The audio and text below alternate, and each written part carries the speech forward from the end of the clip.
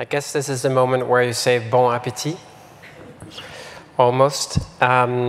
It's often said that the best comes to the end. I'm not going to be the judge on that, but I am going to promise you that our next speaker will be a highlight. And, you know, maybe I should just introduce myself first. So my name is Peter Michael Pruzan Jorgensen. I lead BSR's operations in Europe, Middle East, Africa, and also oversee our work on partnership development and research. I think we've seen a lot of leaders during these past few days, and there's a recurring question to me around what is it truly that shapes our leaders? Is it one thing? Is it a couple of things? And there's one thing that really truly comes clear to me is it is the journey that they have been on and what they have encountered on that journey. Indra Nooyi spoke yesterday about the significance to her of having lived in a water-stressed area and how that influences and informs the choices and the priorities that she's setting for her business today. Andrew Whitty spoke about his years in Africa and how that too also has influenced the way that he thinks about the role of GSK in society. Our next speaker, Darren Walker, president of the Ford Foundation, is no exception to this rule. His personal journey has in many ways shaped the way that he sees the world, and not least how he sees his own role in this world and the role that the Ford Foundation can play in addressing some of the challenges that we face. I don't know Darren very well, even if I've had the immense pleasure of having watched him on YouTube a number of times. I read his blogs, and I've come to know over those few encounters a person who is deeply passionate about what he does. He's committed. And by using his own words, he's driven by a burning patience. And we'll get more into the burning patience and not impatience, because I think that's a very subtle but very important distinction. He remains on a journey. We'll hear more about that. When he joined the Ford Foundation more than a year ago, he immediately embarked on a journey, a physical one that he will talk a little bit about. It was a journey, it was an inquiry into what is the state of the world today and what will be the role of the Ford Foundation in that world and how it evolves. And when sharing some of his experiences, he said one thing that I think is characteristic of him, and that is, in truth, my single greatest fear is that I'm not hearing enough constructive criticism. So this is a person who is truly open to dialogue, who wants to be transparent, and by being that, wants to transform. So he's not a person who wants everything to stay the same. Certainly not. He wants to change most of them. So join me in welcoming Darren Walker from the Ford Foundation.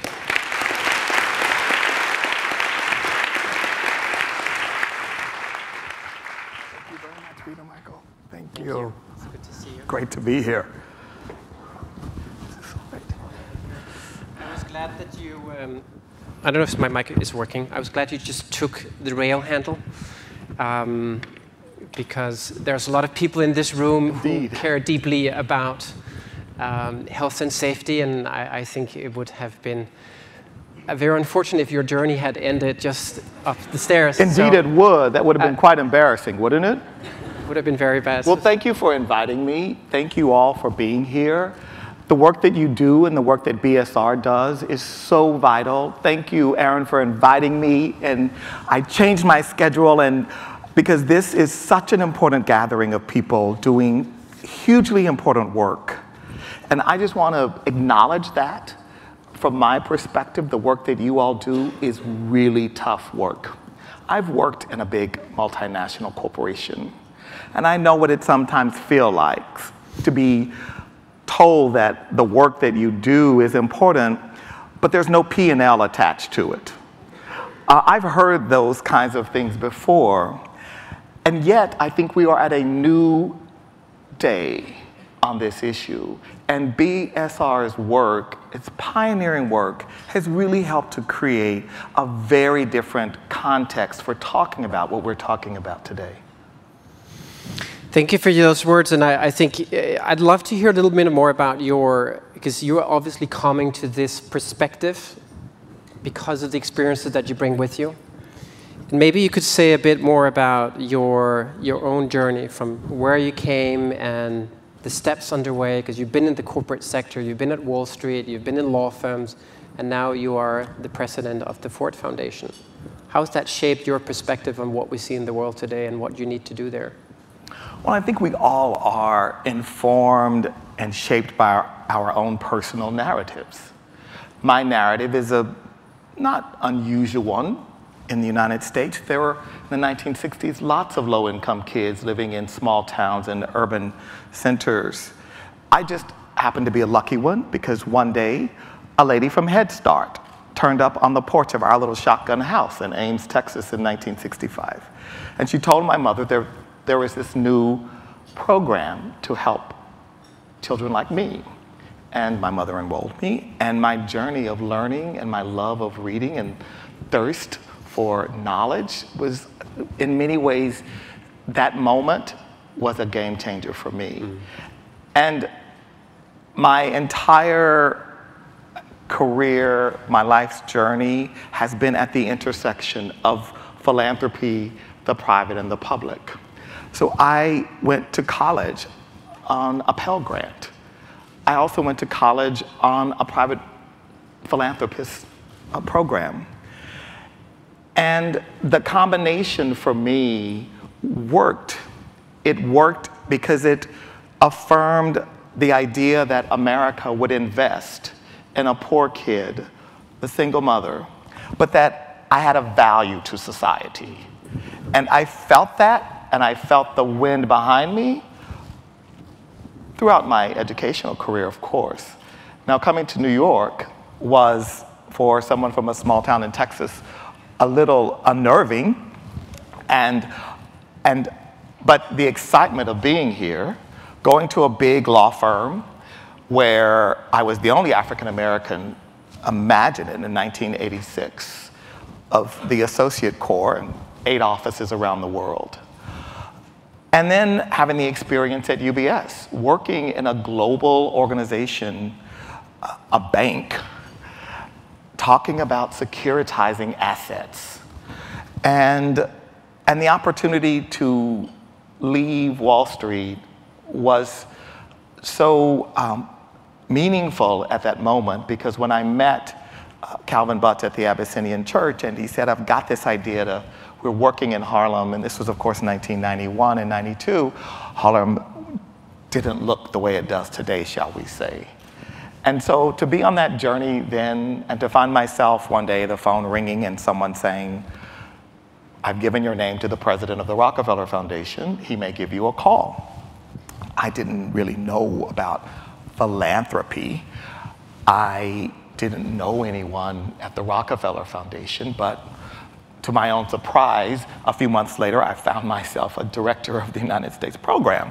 So I was on a very swift learning curve, very swift, in part because I wasn't the typical profile, no. As I was told, in fact, by one of the people who interviewed me very kindly. I hadn't gone to a private school. I was a product of all public schools. I'd never published in an academic journal. I had never taught in any sort of a meaningful way, in a formal way. I'd never supervised PhDs, which was one of the things that was expected of me. So it was I was an unusual choice. And I'm very happy they took the risk on me, and I guess it paid off. I'm sure they are too. So that's a wonderful story. And I think for someone like me who comes from outside of the US, it sort of epitomizes the American dream in many ways, and I think it would be for many other people. How do you see that today? Do you see that journey being equally accessible for other kids in rural Texas to get on that trajectory? Or has something changed over the course of your career, over the course of your life? Well, I think it's become clearer to us that the issue of inequality is one of the defining challenges of our time. And regardless of your political point of view, the data are pretty clear that we are a less equal society than we were, and that the benefits of our prosperity inure to fewer people. And as a democracy, that should worry us, because at the heart of our ideal of American democracy is the mobility escalator. The idea that someone like me could end up where I am it resonates with people. The fear, and I think the data is showing, is that fewer people are having the experience that I have had. And we should be worried about that. Why should we worry about that? We should worry about it because it potentially could undermine our civilization. We should worry about it because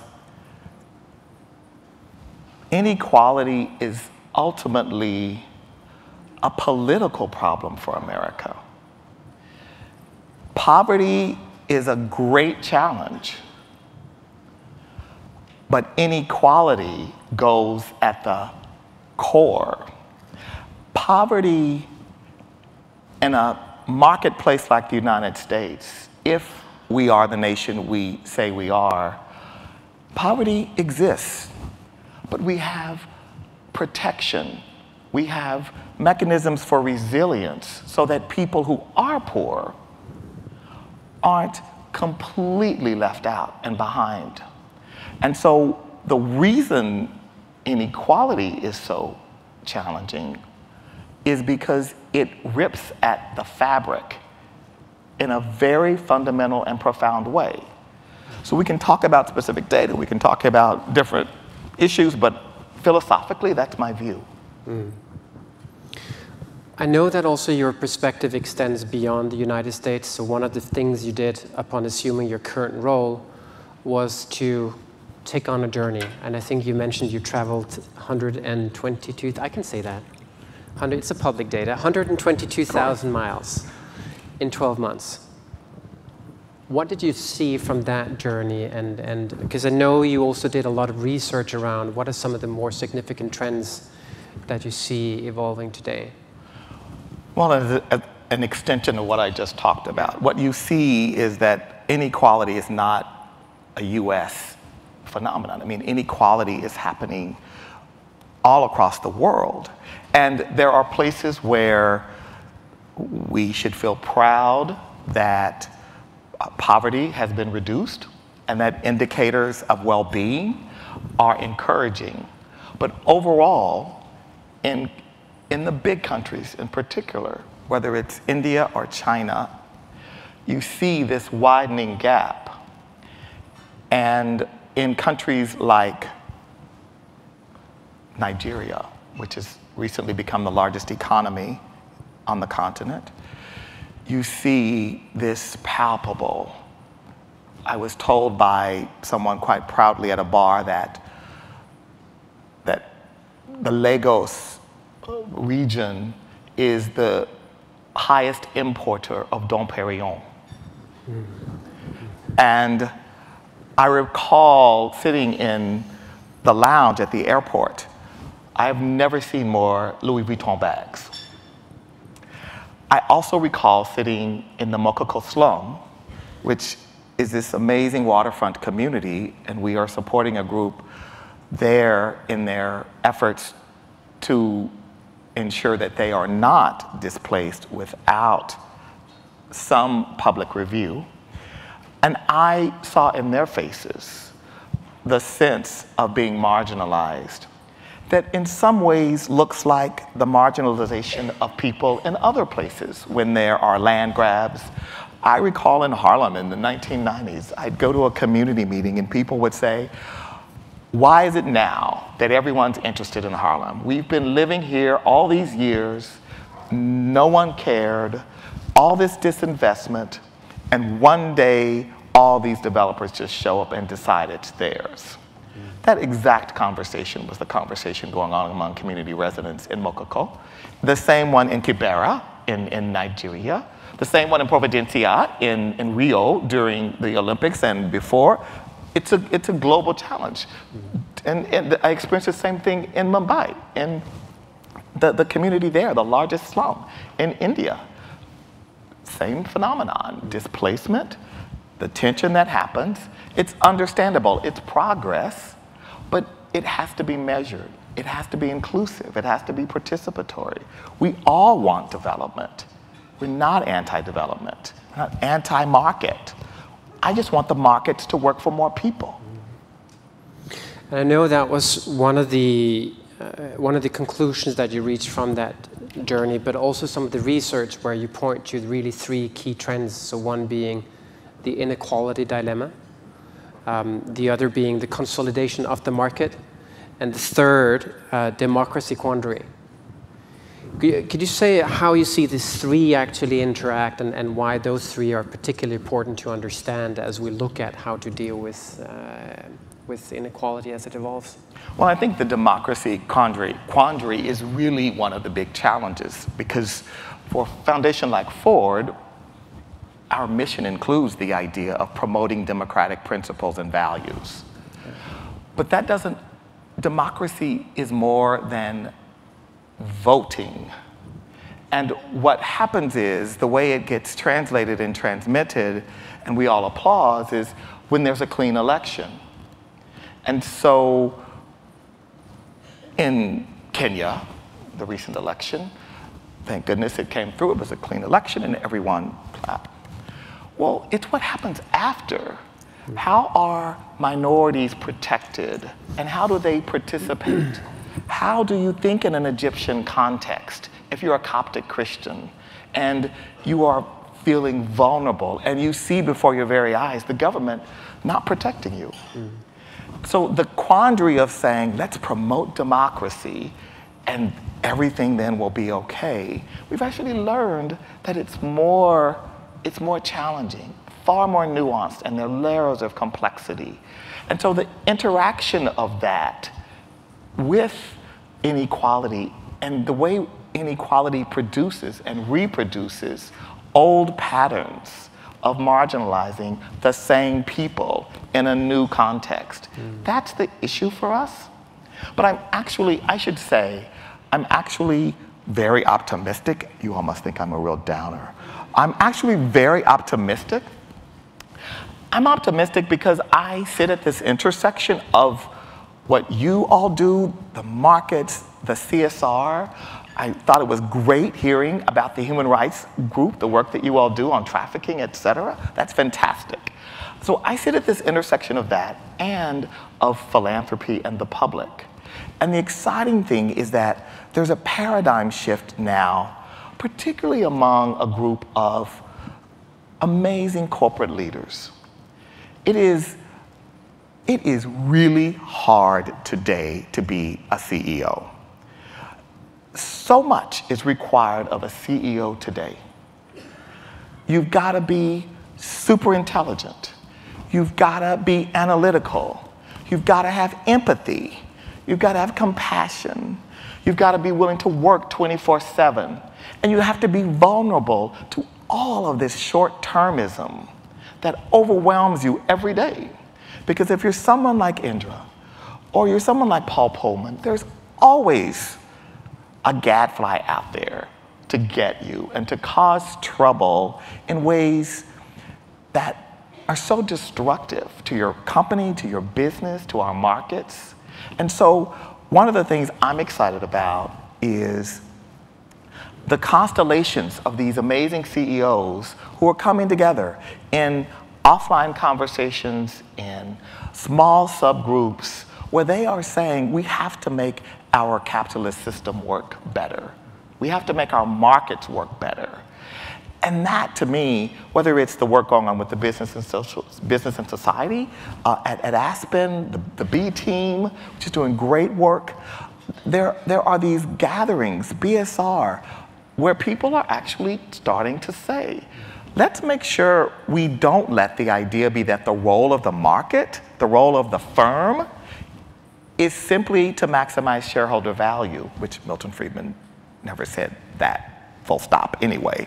But culturally, that has been appropriated as an idea, as the role of the firm. And I think for we should be disrupting the idea of what the role of the firm is. We should be pushing back and saying, in this new era, the role of the firm is to provide value for the shareholder, but value has inputs that are all not simply financial. And so, I'll stop in a minute, but I have to say this one quick thing. One of the things I'm really excited about is at a foundation, we get to invest in ideas and people and institutions. And so what the CEOs and the great leaders need are the tools, standard tools that report how you're doing. And so there are organizations, something called the Sustainability Accounting Standards Board, SASB, the SPI, the Social Progress Index. There are these new indicators that we need to lift up and validate and valorize. And they need to be standardized, not through a whole new regime of filings, but through the normal quarterly filings, through the normal corporate reporting. We need to standardize and normalize it. And that's one of the things I'm excited we're investing in. I think those are great examples. And I think a lot of what you said was in some ways also, well, you're the echo of Indra Nooyi because she was here before you, but it could have been the reverse. And we heard ideas about scorecards as a way of communicating more holistically about what's the performance of the firm relative to society as well. But the thing that we have to be careful of is we can't create this cacophony of scorecards. Because if everyone has their own scorecard, then it's meaningless. I'm sorry. Because ultimately, we need a marketplace where your scorecard means something in the marketplace, to the market, not just to you and your shareholders. And of course, you and your shareholders, you figure out a way to communicate that. But we need something bigger than just a scorecard. We need something far more profound, something that involves the SEC and a lot of other players and actors. And that's going to take a long time. At the same time, you talk about disrupting the market, which is a transformative concept. Do you see signs of that happening at a broader scale? And exactly what type of disruption would you be looking for other than we begin to see reporting against standardized measures of different types of value to society and to shareholders? I think the disruption can come from the demand. And this is why it's so important. When you hear people like Larry Fink, the head of BlackRock, who talks very, very eloquently about the importance of demand. He's the largest asset manager in the world. If he gets demand for more funds, more products that speak to our values, he's going to produce it. And he's excited about the opportunity to do that. But there's got to be demand. So we, little foundation, and we're not going to disrupt the market, but we can help plant seeds with people like BSR and others that begin over time to help us reach that tipping point where the demand and the products meet our ambition. And that's the next phase of our work. One of the things you did recently was to launch the Ford Forum. And you actually launched an inquiry under the headline of "Where Markets Lead, Will Justice Follow?" And you had a number of thought leaders to provide input and as such stimulate a global conversation around this topic. What is the essence of that conversation that's beginning to come through? Where do you see business leaders also saying this is what we need to see happen? Right. Well, the reason I wanted to do that was because I have lived in both worlds. So when I worked in the private sector, there were always assumptions about rights groups and nonprofits and the fact that it was where you went if you didn't want to work that hard. If you really didn't want to be accountable for a P&L, or, I mean, that was where you went. That was the soft stuff. And there was, in some ways, some derision of the field. Going to the nonprofit sector, and there was a lot of ignorance, just flat out ignorance. I found the same thing in the nonprofit sector. I'd show up for a grant review meeting and someone would present a grant about, and they'd say, oh gosh, we can't work with the private. They're so evil. They're out to get the communities we care about. They are doing all the bad things that we should be trying to stop. And it was interesting because there was very little actual understanding of what a business does. I mean, it's a really interesting way in which our society is organized, that we all have these deep expert capacities, but we don't talk across and to each other. So on the one hand, you have the business people who say, oh, you're so lucky now you get to work in a nonprofit and you can go home every day at 5 o'clock.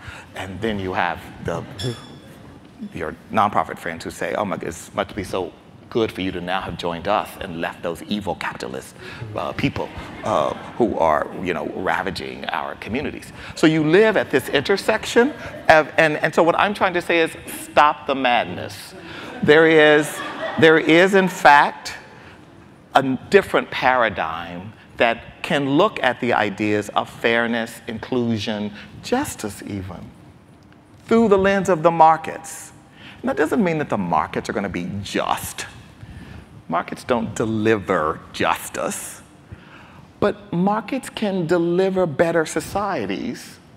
And so what I'm interested in is thinking about people who were like Bob Schiller, who wrote about housing for low-income people and the housing markets. The B Lab, talking about how people like Richard Branson and others are coming together. And the idea that we are in a different place, that we have moved beyond, and what I really hope, and you all would know this better than I, is that when we even talk about CSR, that CSR is not the other, that CSR is actually at the center. Because to be a responsible corporation, you've got to appreciate what the fundamental value that the CSR function plays for you in your organization. So the forum includes a lot of writing about people saying that, basically. So I was really excited that they agreed to do it. And I thought there were some, to your point about the power of business, and I think that's what resonates with a lot of people in this room, is exactly how do you harness the power of business to, on the one hand, deliver development, deliver value to individuals and products and services and jobs and strengthen communities, while at the same time also avoiding that perverse effects such as increased inequality happens. And there has to be a collaboration there with governments also and civil society. So where do you see governments in this? Because for someone like me, looking at inequality numbers the way that you talk about them also, there has to be a government failure here that needs to be addressed in somehow. Absolutely, and that's why a focus on governance is very important. And so for Ford, for us, governance is at the center. And we have to, if you have a vision of a thriving or vibrant democracy, at the center of that is a well-governed people. And so we fund a lot of things that sometimes get us in trouble. We fund things that are very much at the kind of center of communities, grassroots organizations, civil society in places asking fundamental questions of their governments. And so something like the National Budget Project, a project we've been funding, which sounds very wonkish, but what it does is it requires governments to be more transparent with their financial institution, with their financial information. And that information is within the reach of, and generated sometimes by, community organizations, by civil society, working with the World Bank and others. And that makes it possible to say, wait a minute, as we saw recently in South Africa, all of the news about these schools in a rural village in the Western Cape, and how terrible it was that there was no money for these schools, and the kids showed up and there were no books. And so the headlines were, shame, shame, there's no money for the books. There was more than enough money for the books. What was clear was that there was a procurement process that was corrupt. And the procurement process had to be shamed and named. And that's what basically our grantees did. Because it was important to make it clear this wasn't about money. This wasn't saying this is a poor African country, they just don't have money for the books. That is often not the case. Often there is money, resources. It's just misused, misspent. And so we've got to like push at ensuring more transparency. What is the role of the Ford Foundation here? Because I know, and I know you can't disclose everything, but you are in the process of reevaluating your strategy. And what are the sort of more profound changes that you see the role that big foundations such as the Ford Foundation can play in this new era? And I think yesterday we had it termed as an era of collaboration and competition, and I think that speaks very much to what you say.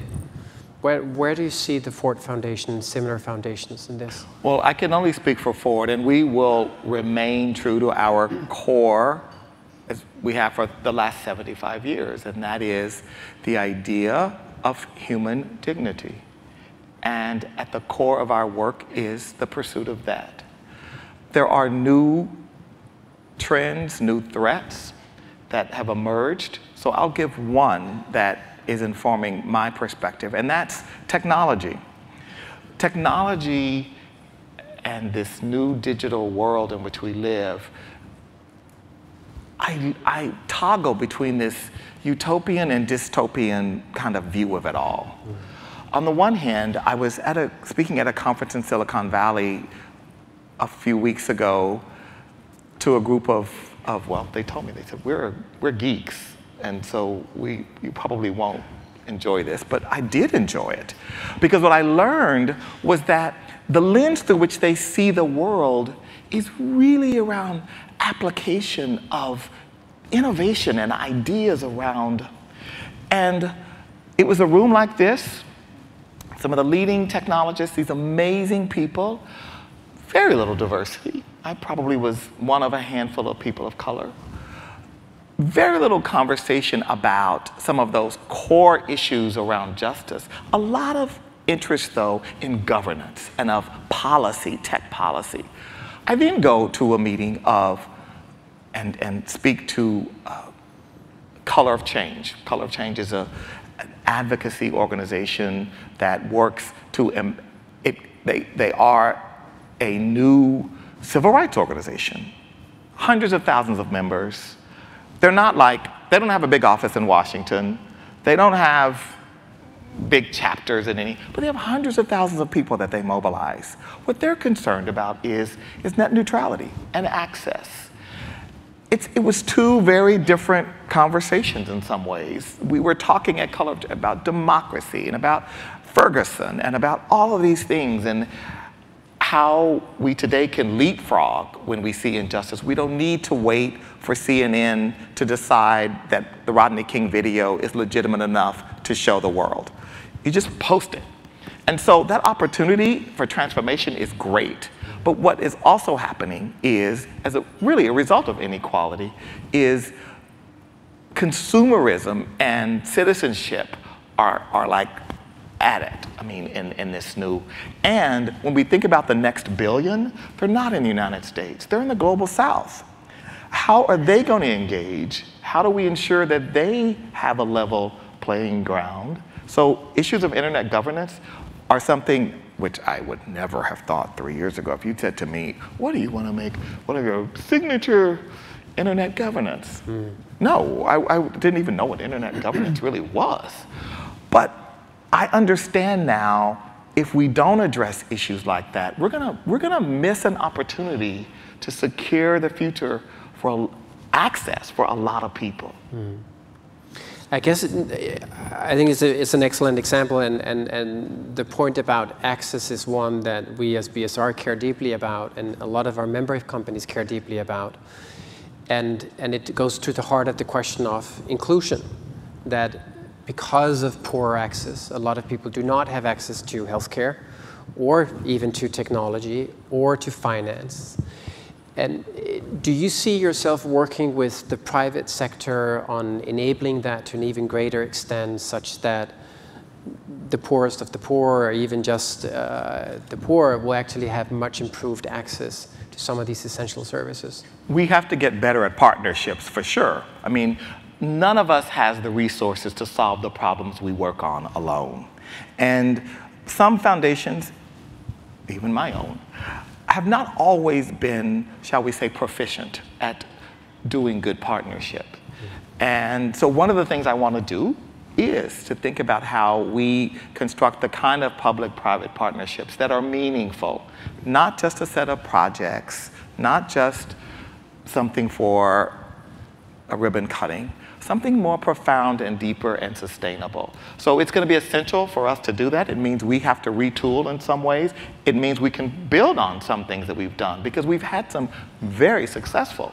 We had a program with Citibank in our work down in Colombia and in Brazil on conditional cash transfers. That was a great partnership. We have a new partnership that it's called Better Than Cash with Citibank. We're looking to ensure that more people have access to banking. So I'm looking forward to doing more. Fantastic. And I think that resonates also with, I believe it was Oxfam who responded to your inquiry, who also said that leveraging the 80% of global capital streams, the private sector, is a very effective way. It's hugely important. There was a time 50 or 60 years ago when the money, the donor money in an economy in a developing country was sometimes 75 or 80% of the economy. Today, donor money is less than 10% in most countries. In most countries in the developing world, it's private direct investment that makes up the economy. So if you want to have an impact, how do you leverage those private direct investments? So that's what we're going to be doing more of. Great. I'll open up the floor for questions in just a second, so I'll let you think about questions that you want to address to Darren. And also on the Twitter stream, so it's, let's see if I can remember, it's hashtag AskBSR14. I clearly don't know much about internet governance or... It's an amazing thing. I am completely addicted to Twitter. And no, it's an amazing thing. And here's what's so interesting about it to me. One of the things for leaders today that we really are challenged with is communication. And how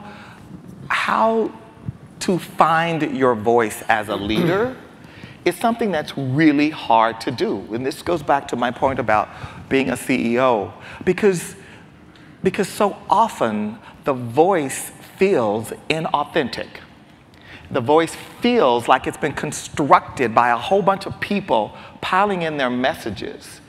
And so one of the things I've thought about with my communications team is we have to stop all the corporate communication stuff, and you guys need to figure out with me my voice. But my voice has to be the voice. And that is quirky, it's different, it's slightly gay, it's me, it's all those things, right? And because that's who I am, and I'm the president of the Ford Foundation, and I have to have that voice speaking. My trustees could have chosen different people with different voices and different backgrounds and attributes. But I think in choosing me, they knew that that's what I would bring to the table.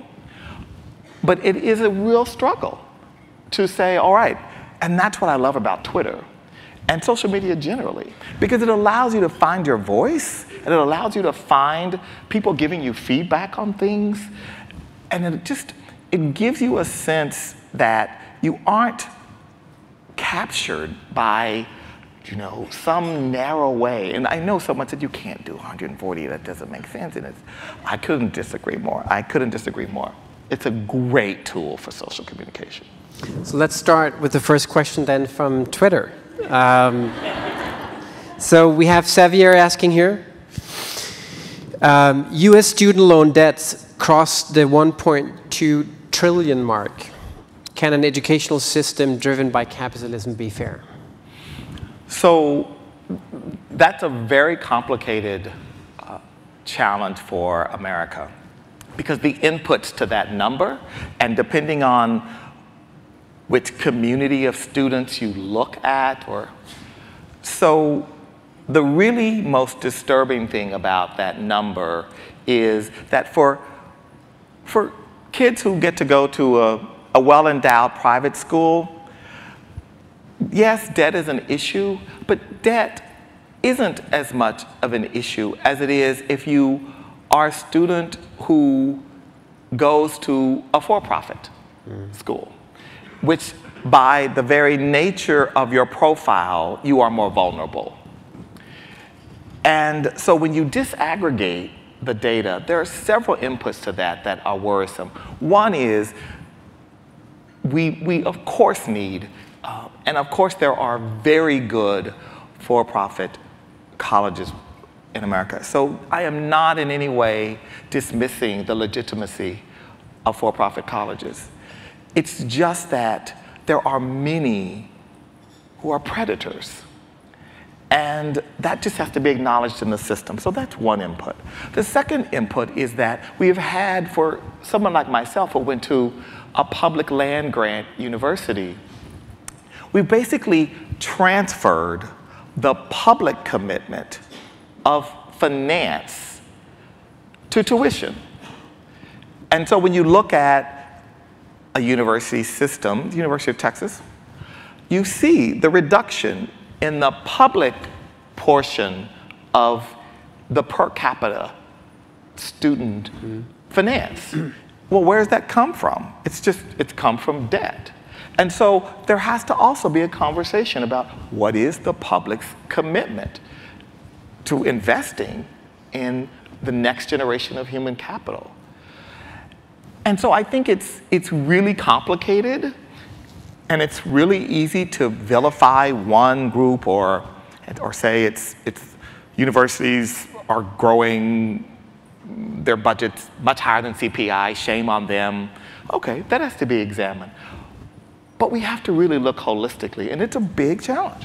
I think it speaks well to a point that was made yesterday. We had a session on inequality, and Oxfam was present and made the point about one of the consequences of inequality to business is the erosion of human capital.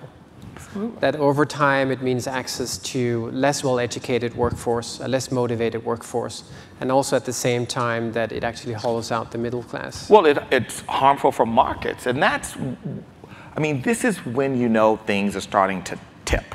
So when S&P comes out and says, we have a problem potentially, and if you are a company and you are reliant on a more equal economy and you want a rating from us, we are concerned about your long-term capacity because the data are telling us.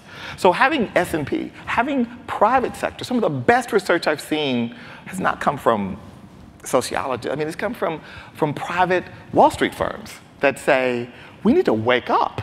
That lets me know that tells us something more profound than just a group of activists and rights protesters saying shame on us for having inequality.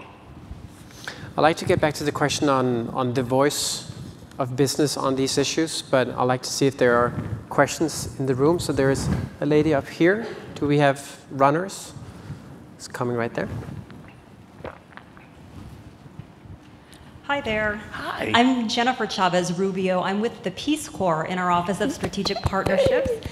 I'm so pleased to hear you talk about public-private partnerships and Ford Foundation's interest in public-private partnerships. We've heard a lot of people here at the conference talk about the fact that no single sector can do it alone. So I'm really happy to hear that. I'm curious about what you see as the Ford Foundation's role in convening other partners, though. Having worked in the community foundation space, I know community foundations see convening as one of the tools in their toolkit, but private philanthropy sometimes doesn't. So can you talk a little bit about that role? Thank you, Jennifer. That is a great question because the convening role is an untapped asset of lots of foundations. And it's something that we can do and need to do better.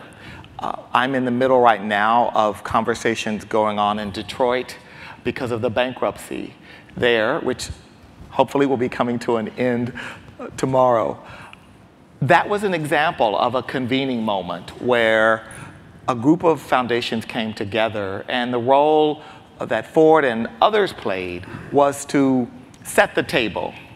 And one of the things that I learned about partnerships is the nuance of keeping everybody at the table. Because what often happens is well-meaning people come together and they sit at the table and they say, the minute the complexity of it starts to be put in front of people, they back away and say, oh, I can't do that, my foundation won't. You know, the role is to say, okay, that problem can be solved. We can figure out a way. So we have to be smarter about it, and we have to be strategic about it, but we will be doing more of that. Thank you. Let's see if there are more questions. There's one here at the front to my right.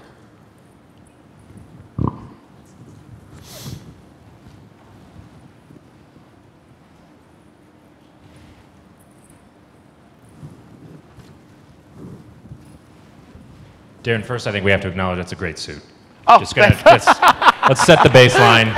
It's a fantastic suit. You're very nice. My name's Christian McGuigan, and I work for Participant Media. Yay, Participant, yeah. We've had some fantastic alliances with the Ford Foundation. Exactly. And all the extraordinary work that you're doing and the foundation's doing and your partners that you're funding are doing, I want to hear those stories. What's the plan from a storytelling perspective with the Ford Foundation as you continue to take this into the 21st century so that more people can understand not only the issues that are out there, but the opportunities and the solutions that you and your team are putting together? Well, you guys at Participant do amazing work, and it's been really fun and informative and rewarding to work with you.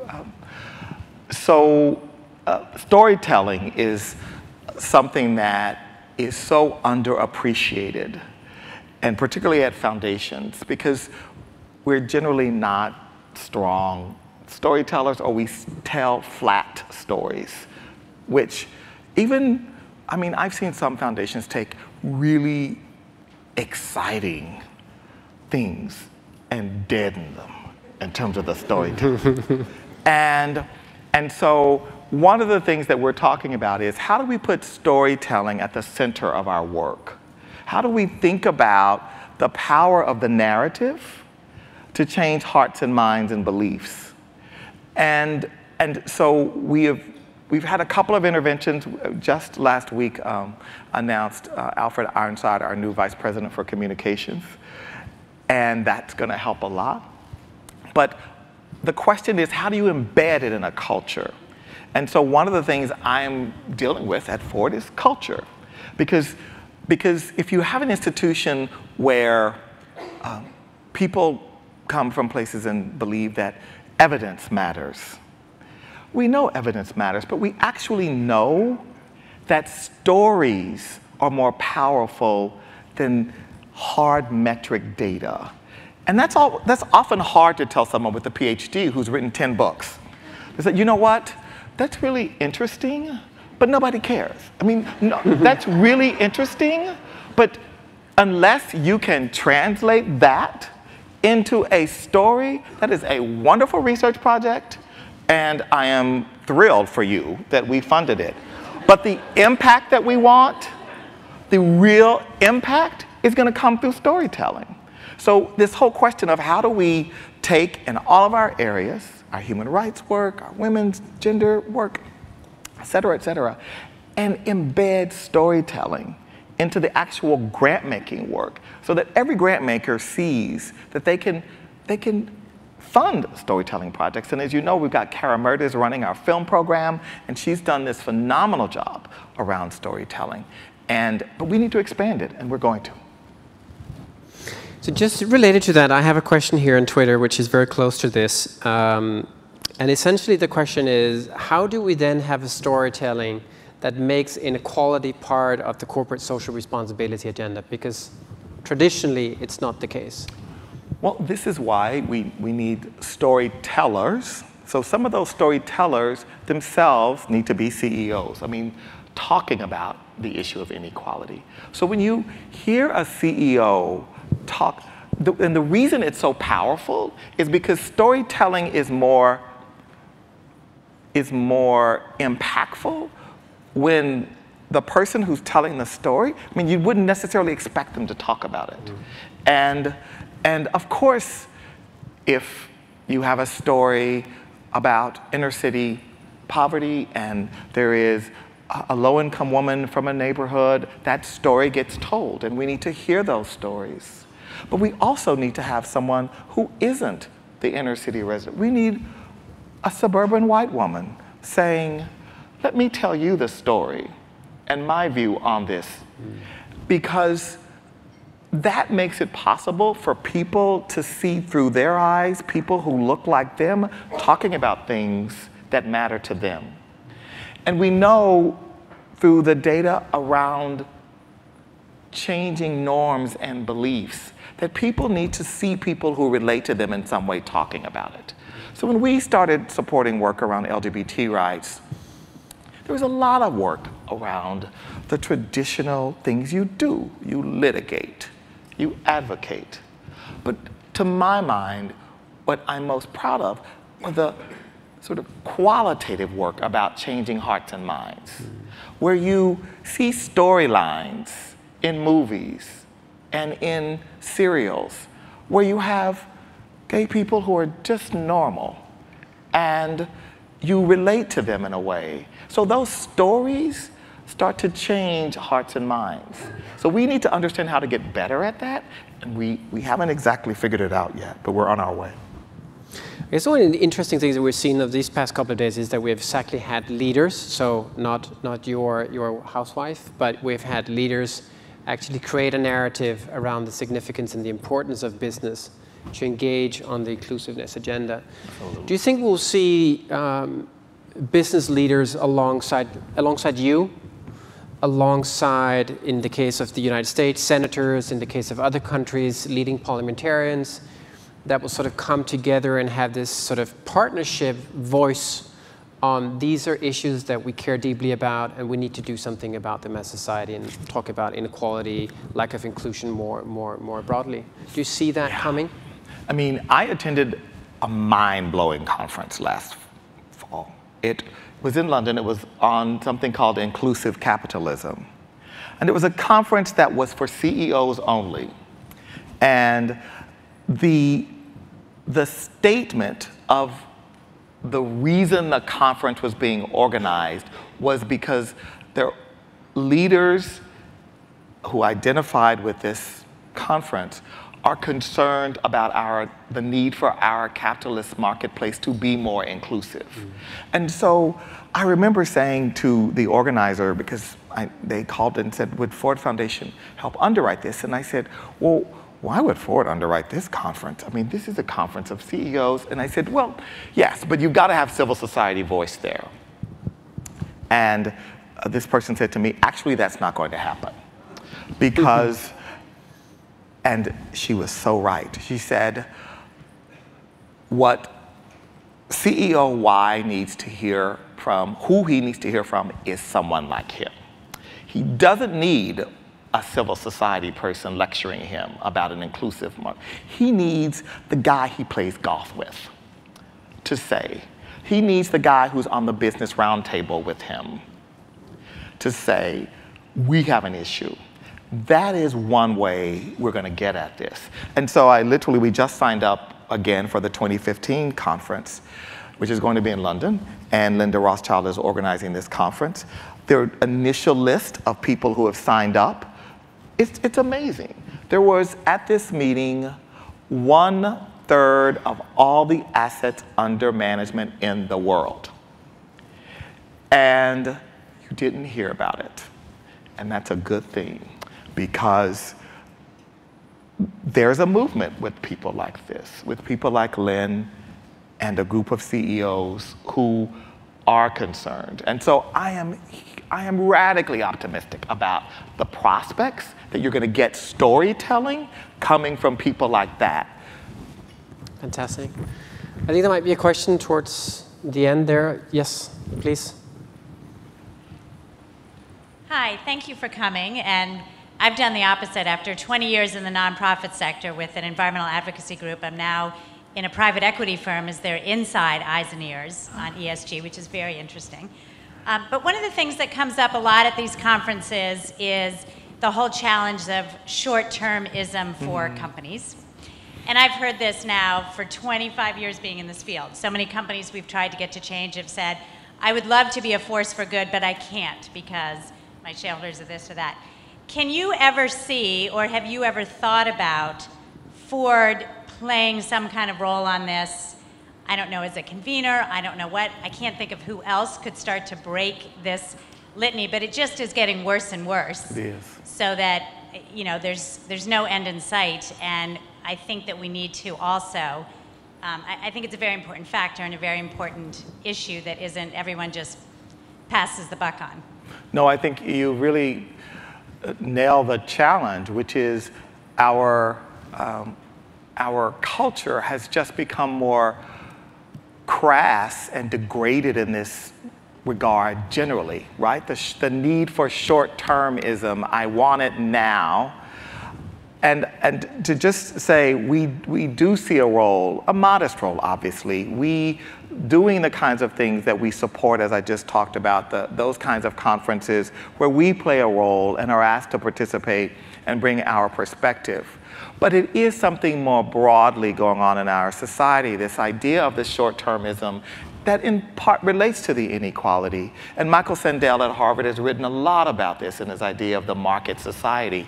And I use the example of a friend who's very successful, who went down to take my goddaughter down to Disney World. And so in going to Disney World, when we were young, you would go to Disney World and it was hot and it was muggy, but you'd stand there and you would parade through the process.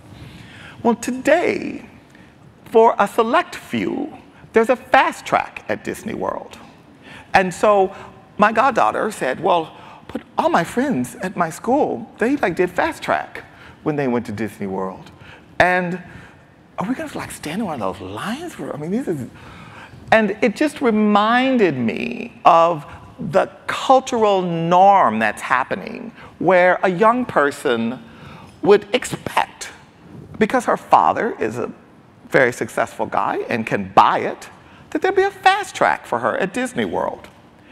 And it's symptomatic of something else that we should be concerned about that is about short-termism and is about, well, but I want to do it now and I want to do it fast.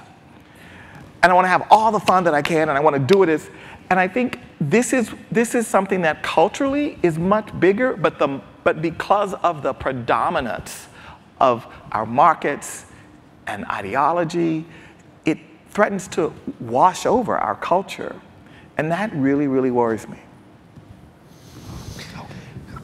I have lots of questions coming in here, so I'll just tack on to that one and about the short-termism, because there's a question here about climate change. And I think our ability to address climate change suffers from some of the same shortcomings in human behavior. Where do you see climate change ranking also in the Ford Foundation's priorities? It's a very important priority. We are not a climate science foundation. We're not the great foundations that work on climate like Hewlett and Packard. We don't have their history. We've never been that kind of a scientific climate foundation. But we see things through the lens of human rights. And so our work on climate has been much more around supporting the efforts of natural resource governance, of the rights of community residents, of indigenous people, to secure their lands, to secure their rights in a time when, as you said earlier, there are real challenges for governments to deliver on the promise of democracy for their people, and particularly on the issue of land, because land is so contested. But there are really good things going on with companies like Paul Pullman's organization, Unilever, and others, where climate is being addressed at the community level. But ultimately, there are real policy challenges here that can only be solved at a higher level. And I think there would be, I mean, you would also agree that there is this, obviously, a connection between, on the one hand, building the resilience of communities to withstand the shocks of society, or of society, but of climate change. So in that sense, addressing inequality and inclusion is an important part of our journey to, not journey, hopefully, but our action plan on climate change. Well, and we know that the most resilient and vulnerable communities are the most resilient and the least resilient and most vulnerable to climate. And so we know that when the vicissitudes of this climate over time play out, that communities that are, in slums and coastal areas, they're the most vulnerable. I'll take one more question, and I'll take it from the floor so that those who are excellent at tweeting don't win the game. So anyone from the floor who wants to pose a question? There is a gentleman right there.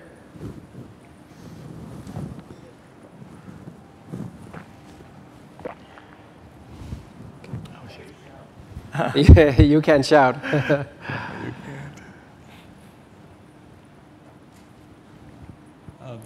My name is Misha Byrick. I work at DataKind. And I'm curious about how Ford is actually addressing the structures and processes around grant making, specifically, to encourage dynamism in what hasn't always historically been a dynamic or even a sustainable process. Well, one of the things that we have to do is figure out how to be more nimble as an organization and to be more transparent. It's a real challenge for a big foundation, particularly a big foundation in a building like ours that is not exactly the warmest place to visit.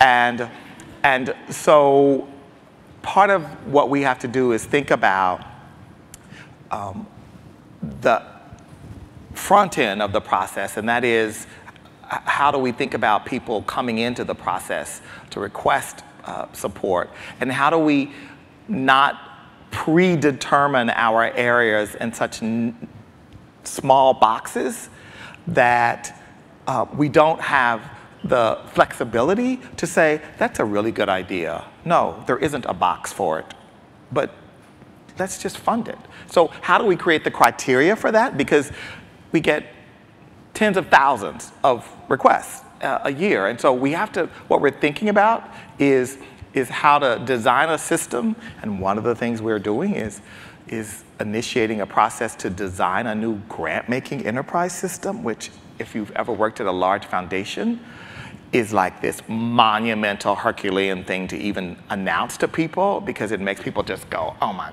So I've done that. I've told the team this week, actually, that we are going to design a new system. My IT folks have said that's going to take 2 years. Okay, if it takes 2 years, it takes 2 years, because we have to reset. We have to reset this issue. So we'll just take one more question from the floor. There's a man that's shown tremendous burning patience here, so we'll have him ask a question. My name's Daniel. I'm from Argentina at the Center for Human Rights and Environment. We're a previous Ford grantee for about 4 years. Our core funding came from Ford. I'd say we're in a crisis. And when I say we, it's in part the NGO community. Mm-hmm. And some of it has to do with social networking. And we find ourselves oftentimes with a great lack of legitimacy when there is so much entry of individuals into advocacy, and it kind of leaves the more traditional NGOs at a loss for what to do. I also find that over the years, my peers have worked their way into government. And sometimes we're an environmental organization, they're the environment minister. Right. And we have been in that position as well. And I think there is a paradigm shift. And I sense that today, many of the foundations really haven't caught up to that shift. And we're funding a lot of the same groups like ours, and this will work against us. But it's very difficult today. There's a pendulum shift and a lack of patience with NGOs from government, from business. And I don't feel that we're finding the formula. And I'm wondering if you share that idea, and if that's changing the way you're looking at where you will be funding in the future and how you will engage the sorts of groups that we used to be with what is there now, which is actually quite different. And I don't think we've found the formula. Yeah. No, that's a really great observation. And I agree that there is a crisis of sorts in civil society globally. Some of that is not of their own making. Some of that is the result of their effectiveness. So the fact that governments have worked very hard in many parts of the world in particularly the last 3 or 4 years, to clamp down, to contain civil society organizations from the Middle East. I mean, we could go to a lot of places where there is a very anti-NGO sensibility today. So that's one. The second issue you raised, I couldn't agree with you more, and that is, for a lot of us, we are still funding the same groups we funded for a long time. Part of that comes from this idea that you need durable organizations over the long haul, and that we can't be fickle and just say, we're going to fund you for 2 or 3 years, and then you go on your way. But that, in fact, if we want real, sustainable, strong institutions, you have to invest in institution building. The problem is, as you say, there's emerging a new generation of networks, semi-institutions that look very different than they looked in the past. And a lot of foundations, including my own, have not retooled for that new generation. And that's one of the things that we are talking about.